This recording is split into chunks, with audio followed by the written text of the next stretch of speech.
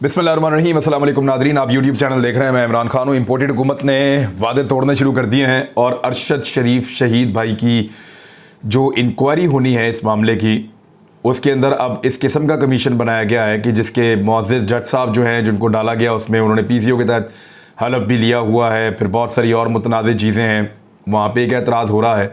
फिर अपनी एजेंसीज़ के ज़ेर निगरानी, यानी जो लोग हरासा कर रहे होते थे वो अपने ज़ेर निगरानी अब अरशद शरीफ साहब की इंक्वायरी करेंगे, तो ये क्या इंक्वायरी होगी। तो वालिदा मोहतरमा जो हैं माजी ने एक बयान जारी किया है, और जो बयान है मैं आपको पढ़ के सुना देता हूँ। पहले आप ये देख लें कि इन्होंने कमेटी बनाई क्या है। वज़ारत दफ़ा की दरख्वास्त पर सहाफ़ी अरशद शरीफ के कत्ल की तहकीकात के लिए कमीशन तश्कील दे दिया गया है और नोटिफिकेशन इसका जारी कर दिया गया है। रिटायर्ड जस्टिस अब्दुल शकूर पराचा साहब की सरबराही में तश्कील दिए गए कमीशन में additional inspector general police Usman Anwar और इंटेलिजेंस ब्यूरो, ये IB के हैं, दूसरे वाले जो हैं IB के deputy director general Umar Shahid Hamid, ये शामिल होंगे। अब ये वो लोग हैं जो शहबाज शरीफ के ज़ेर निगरानी काम कर रहे हैं, अंडर काम कर रहे हैं। और जो रिटायर्ड जज साहब हैं उनकी भी शोहरत आपके सामने है। एलामिया में कहा गया कि commission Pakistan commission inquiry act 2017 के तहत तश्कील दिया गया है और वफाकी काबीना की जानिब से नोटिफिकेशन जारी कर दिया गया है कि सहाफ़ी अरशद शरीफ शहीद के कत्ल के बाद वज़ारत दिफ़ा ने हक़ाइक़ मालूम करने के लिए कीनिया हुकूमत के ताउन के साथ साथ वाक़े की आला सतह की इंक्वायरी करने की तजवीज़ दी है। इस वाक़े के बाद मुसल्लह अफवाज के ख़िलाफ़ गैर ज़रूरी अफवाहें, ख़तरनाक क़यास आराइयाँ और गलत मुहिम चलाई जा रही है। ये कौन कह रहा है? ये तो अजीबोगरीब चीज़ें कर रहे हैं। हमें तो इंक्वायरी चाहिए। अब उसके अंदर ज़िम्मेदार X हो, Y हो, Z हो, A हो, B हो, C हो, कोई भी ज़िम्मेदार हो, जो भी ज़िम्मेदार होगा उसको हम चाहते हैं सज़ा मिले। इसके अंदर तो अभी किसी का नाम लिया ही नहीं, ना उनकी फैमिली ने लिया, ना हम सहाफ़ियों ने लिया, किसी ने नहीं लिया। हम तो ये कह रहे हैं वो कौन है जिसने उनको पाकिस्तान से जाने पे मजबूर किया। तो माजी का जो स्टेटमेंट है पहले मैं आपको वो पढ़ के सुना दूँ। जो स्टेटमेंट है वो ये कह रही है कि शहीद अरशद शरीफ की वालदा ने वफाकी हुकूमत की जानिब से बनाए गए इंक्वायरी कमीशन को वज़ीर आज़म मियाँ शहबाज शरीफ के अपने जारी करदा बयान से मुतसादम करार देते हुए मुस्तरद कर दिया है। उन्होंने मुतालबा किया है कि मेरे बेटे शहीद अरशद शरीफ के बहीमाना कत्ल पर सियासत मत खेली जाए, बल्कि एक हाई पावर जुडिशल कमीशन या अक़वाम मुत्तहिदा की इंसानी हकूक़ कमेटी पर मुश्तमिल कमीशन बनाया जाए, ताकि इंक्वायरी कमीशन पर ख़ानदान और सहाफ़ी बरदरी का एतमाद कायम हो सके। क्योंकि जिस करब से शहीद अरशद शरीफ शहीद का ख़ानदान गुजर रहा है, इसमें मज़ीद इजाफे के बजाय इंसाफ की मुकम्मल तकमील को यकीनी बनाया जाए।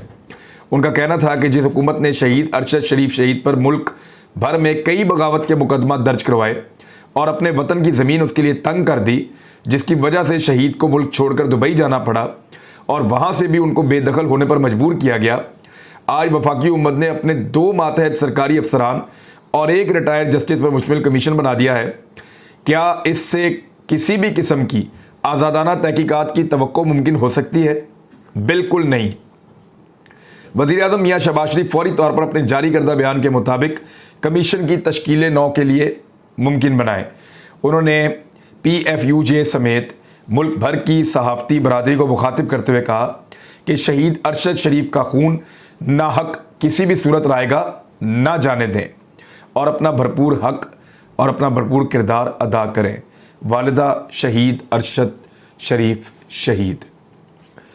ये जी स्टेटमेंट है माजी का, और बिल्कुल ठीक स्टेटमेंट है। एक माँ को पूरा हक पहुँचता है कि वो इंक्वायरी के ऊपर उंगली उठाए, तहकीकात के ऊपर उंगली उठाए कि जिन्होंने मारा वो कैसे तहकीक कर सकते हैं, या जिन्होंने ऐसे हालात पैदा किए जिनकी वजह से उनका कत्ल हुआ वो कैसे तफ्तीश कर सकते हैं।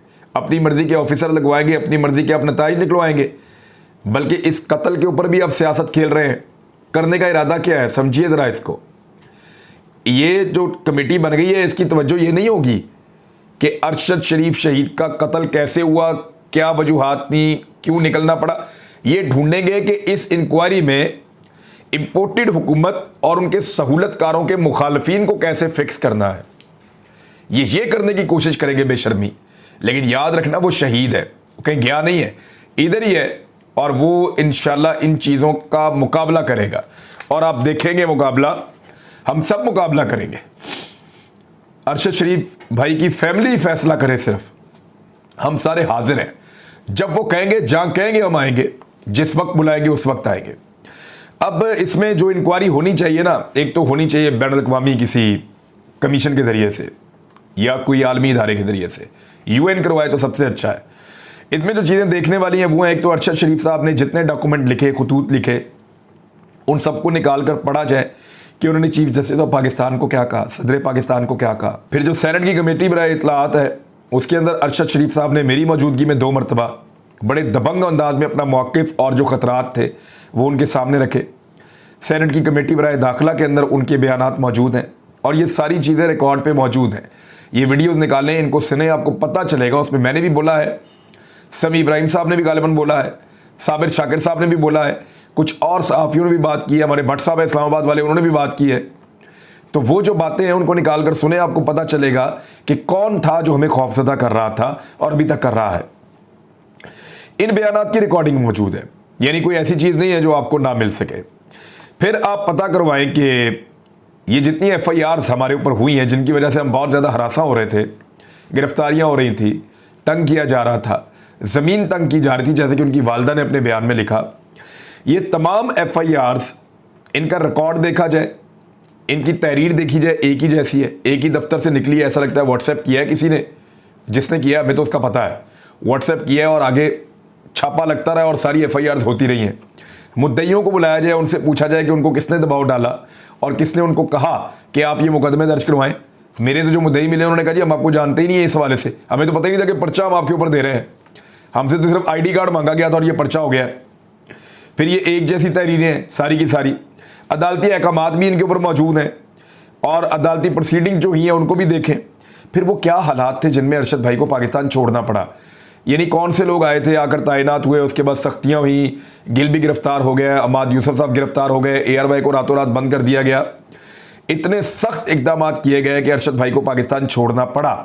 उस रात 3 लोग इस्लामाबाद से निकले थे, एक अरशद शरीफ साहब वो दुबई चले गए, एक खावर घुमन साहब वो अपने गांव पहुंच गए, एक काशिफ अब्बासी साहब वो लाहौर पहुंच गए, और इस तरह कराची में रेड हुआ और अहमद यूसुफ साहब गिरफ्तार हो गए।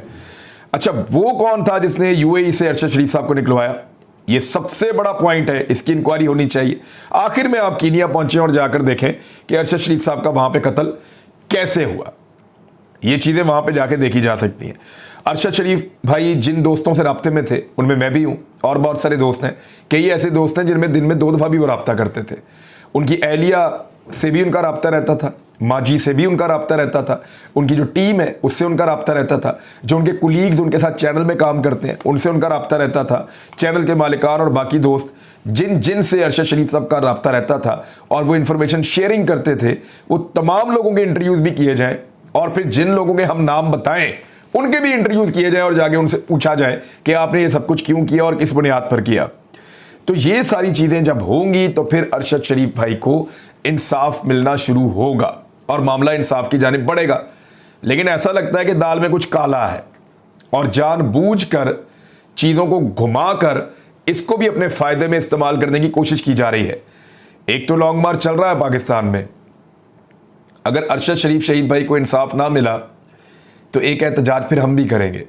फिर चाहे आप हमें गिरफ्तार करें, मारें, कुछ भी करें, आप हमें मजबूर ना करें। अरशद शरीफ भाई की माजी ने एक बयान दिया है, इसके वज़न को महसूस करें। पाकिस्तान की फ़ौज कह चुकी है कि आप बाहर से इंक्वायरी करवा दें किसी आलमी इदारे से, तो फिर आपको क्या एतराज़ है? आप करवाएं आलमी इदारे से इंक्वायरी ताकि जो भी मुजरिम है उसको पता चले। अब आ जाए बाकी खबरों की तरफ। एक तो अरशद भाई वाला मामला मैंने आपके सामने रखा, इस पर हम हमेशा बात करते रहेंगे। फैसल वाडा साहब से एक के बाद एक स्टेटमेंट दिलवाया जा रहा है। अब वो ये कह रहे हैं कि अरशद शरीफ शहीद के कत्ल में PTI के अंदर के लोग मुलव्वस हो सकते हैं और बहुत सारी बातें ऐसी कर रहे हैं फैसल वाडा साहब। अभी इन बातों को आप सीरियस नहीं ले सकते। फवाद चौधरी साहब ने एक बड़ा इंपॉर्टेंट इंटरव्यू दिया है दुनिया न्यूज़ को। उन्होंने कहा एस्टेब्लिशमेंट इलेक्शन करवाना चाहती थी लेकिन नवाज शरीफ ने ओवर रूल किया। ये बात बिल्कुल ठीक है। ऐवान सदर में या सदर पाकिस्तान की मौजूदगी में इमरान खान साहब की जो मुलाकात हुई है, उस मुलाकात में इमरान खान साहब को दोबारा यकीन दिलाया गया था इंतखाबात का। लेकिन नवाज शरीफ साहब जो हैं, पहले भी बैकडोर चैनल मुज़ाकरात चल रहे थे, अब भी चलते रहते हैं, बैकडोर चैनल कभी बंद नहीं होता। मैंने आपको बताया कि असद उमर और परवेज़ खटक साहब, ये दो लोग तो आप कंफर्म कर लें, ये बैकडोर चैनल जो मुज़ाकरात होते हैं ये उनका हिस्सा रहते हैं पाकिस्तान तहरीक इंसाफ की तरफ से। ये वादा किया गया कई मरतबा के इलेक्शन करवाए जाएंगे, लेकिन नवाज शरीफ साहब अड़ गए हैं। नवाज शरीफ साहब ने कहा कि जब तक मैं इलेक्शन जीतने की पोजीशन में नहीं आता तब तक पाकिस्तान में इलेक्शन नहीं करवाए जाएंगे। अगर इलेक्शन होंगे तो इमरान खान जीत जाएगा। अब उसका रीज़न आप समझिए ना कि अब तक जो इलेक्शन हुए हैं उनकी तादाद है टोटल 37 में से 29 इंतखाबात इमरान खान साहब जीत गए हैं। एक के अंदर उन्होंने हिस्सा ही नहीं लिया, वरना 30 जीत जाते। तो ये अगर आप परसेंटेज में जाए ना तो 70 से 80% इलेक्शन इमरान खान जीत रहे हैं पाकिस्तान में, और बहुत बड़ी तादाद में जीत रहे हैं। तो नवाज शरीफ साहब और उनका बयानिया पिट रहा है, लगातार पिट रहा है, और उस बयानिए को बचाने वाला भी अब कोई मौजूद नहीं। तो नवाज शरीफ साहब कह रहे हैं कि जब तक मैं जीतने के काबिल ना हूं तब तक इलेक्शन ना करवाया जाए पाकिस्तान में। ये खौफ है जो नवाज शरीफ को भी है, फजलुर रहमान को भी है, ANP को भी है, MQM को भी है। पीपल्स पार्टी को थोड़ा सा कम है, क्योंकि पीपल्स पार्टी को लगता है कि वो जीत जाएंगे। लेकिन सिंध में इस वक्त जो सूरत हाल हो गई ना सैलाब के बाद, अगर कोई पॉलिटिकल पार्टी पूरे जोर के साथ उतरी तो वो पीपल्स पार्टी को अंदरूनी सिंध के अंदर वाइप आउट कर सकती है। ये एक रियलिटी है। बलूचिस्तान भी फजलुर रहमान के हाथ से निकल गया है, क्योंकि बलूचिस्तान में फजलुर रहमान साहब कई नशिस्तें जीत जाते थे, अपने बंदे खड़े करते थे। मौलाना शेरानी साहब का वोट पड़ता था फजलुर रहमान साहब को। मौलाना शेरानी साहब की जमात बलूचिस्तान में बहुत ताकतवर है। अगर आप कोयटा की सराउंडिंग से चले जाएं दूर दराज के इलाकों में, पशीन में, किला सैफुल्ला में, किला अब्दुल्ला में, बाकी सारे इलाकों में, तो वहाँ जो मजबूत तरीन जमात है यानी नसीराबाद तक और दीगर इलाकों में, तो यहाँ पे सबसे मजबूत जमात जो है वो मौलाना शेरानी साहब की जमात है, और वो इलेक्शन जीत जाएगी बड़े आराम से। तो फजलुर रहमान साहब के लिए भी बहुत अच्छी खबरें नहीं है यहाँ पे। अच्छा, पुलिस को अजीब अजीब चीज़ें दे रही है इस्लामाबाद में इंतज़ामिया। यानी एक तो कहते हैं कि मुल्क बहुत गरीब है, इमरान खान ने इतने सारे हल्कों में इलेक्शन क्यों लड़ा, और जदीद तरीन हथियार और अजीब अजीब चीज़ें लोगों को टॉर्चर करने के लिए पुलिस को फराम की जा रही हैं। मिसाल के तौर पे समा टीवी ने बताया कि जी कोई पेपर गन्स फराम की जा रही हैं, 40,000 गन्स और 60,000 जो है ना वो पेंट और पेपर गोलियां और ये चीज़ें ज़ख़ीरा की गई हैं। इनसे ये होता है कि इंसान के जिस्म में ख़ारिश होती है और कपड़े तब्दील करने पड़ते हैं बाद में जाके, तो साथ एक एक कपड़े लेके जाइएगा, जब ख़ारिश हो तो फिर कपड़े आपको तब्दील करने पड़ जाएंगे जो लोग जा रहे हैं। और दूसरा जो है वो गाड़ी की स्क्रीन पे अगर मारते हैं तो उससे एक रंग फैल जाता है, तो फिर गाड़ी आगे देख नहीं सकती, ड्राइवर को नज़र नहीं आता। तो इस किस्म की चीज़ें जो हैं वो अजीबोगरीब किस्म की इस्लामाबाद पुलिस को दी जा रही हैं, जैसे कि दुश्मन मुल्क खुदा न खास्ता हमला करने वाला हो। और ख़बरें इसके बाद भी अच्छी नहीं हैं। इसके बाद वाली खबरें मैं आपको बता देता हूँ कि वजारत पेट्रोलियम ने सर्दियों में बड़े पैमाने पर गैस के बहरान का खदशा जाहिर कर दिया है। अगर ऐसा एक स्टेटमेंट दिया होता हम्माद अजहर ने तो पाकिस्तान के इलेक्ट्रॉनिक मीडिया ने तबाही फेर देनी थी। जियो ने, समा ने, दुनिया ने, बाकी सब टीवी चैनल ने उड़ा के रख देना था। पाकिस्तान के 95% मीडिया ने आज इसी के ऊपर काम करना था अगर ये स्टेटमेंट कहीं हम्माद अजहर के दौर में या पाकिस्तान तहरीक इंसाफ के दौर में आया होता। लेकिन मौजूदा हुकूमत साफ कह रही है कि शदीद तरीन लोड शेडिंग होनी है गैस की सर्दियों के अंदर, क्योंकि ये हुकूमत किसी किस्म का कोई बंदोबस्त नहीं कर सकी। एक और बुरी खबर है इनके लिए, बल्कि इनके सहूलतकारों के लिए भी। IMF ने नई किस्त देने से पहले हुकूमत की कारकर्दगी देखने का फैसला किया है। अब हुकूमत की कारकर्दगी जो है वो आपके सामने है।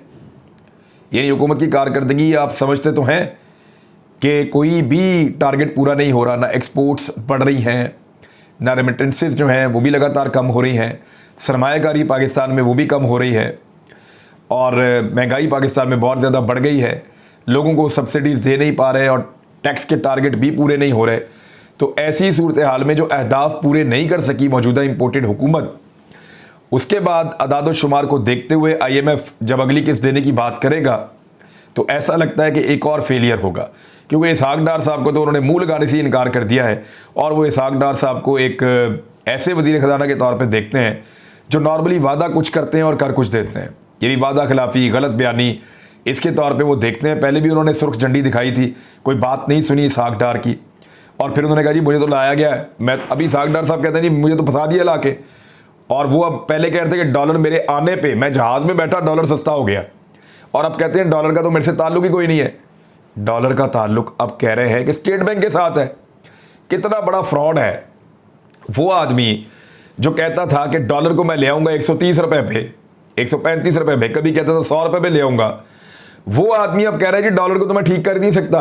और जब नया नया आया तो इन्होंने बहुत रोक के दबा के डॉलर को एकदम नीचे किया, थोड़ा 10-15 रुपए, तो रोला डाल दिया था कि ये मेरी कारकर्दगी है, मेरी कारकर्दगी है। अब जब वो वापस अपनी जगह पे पहुंच रहा है और जिस दिन इन्होंने एलसीज खोली उस दिन जो पेंडिंग की हुई है, तो ये तो बहुत ऊपर चला जाएगा, 250 से भी ऊपर चला जाएगा। तो अब डाल रहे हैं स्टेट बैंक ऑफ पाकिस्तान के खाते में। ये बड़ा अनफॉर्चुनेट है और ये चीज़ें आने वाले दिनों में पाकिस्तानियों को फेस करनी पड़ेंगी। इमरान खान साहब लॉन्ग मार्च का 5वां दिन शुरू करेंगे आज, लेकिन एक बात याद रखिएगा कि ये लॉन्ग मार्च वक्त पे इस्लामाबाद नहीं पहुंचेगा। इसके पहुंचने में कम से कम 1 हफ्ता, 5 दिन से 1 हफ्ता ज़्यादा लगेगा। मैं आपको खबर दे रहा हूं कि लॉन्ग मार्च की टाइमिंग तब्दील हो गई है। ये अब 10 तारीख या 9 तारीख को इस्लामाबाद पहुंचेगा, 4 तारीख को इस्लामाबाद नहीं पहुंच सकेगा। उसका रीज़न ये है कि इमरान खान साहब का लॉन्ग मार्च स्लो है और लोगों की शिरकत बहुत ज़्यादा बढ़ती चली जा रही है, बढ़ती चली जा रही है। बहुत शुक्रिया, तब तक के लिए इतने अपना ख्याल रखिएगा। अल्लाह हाफ़िज़।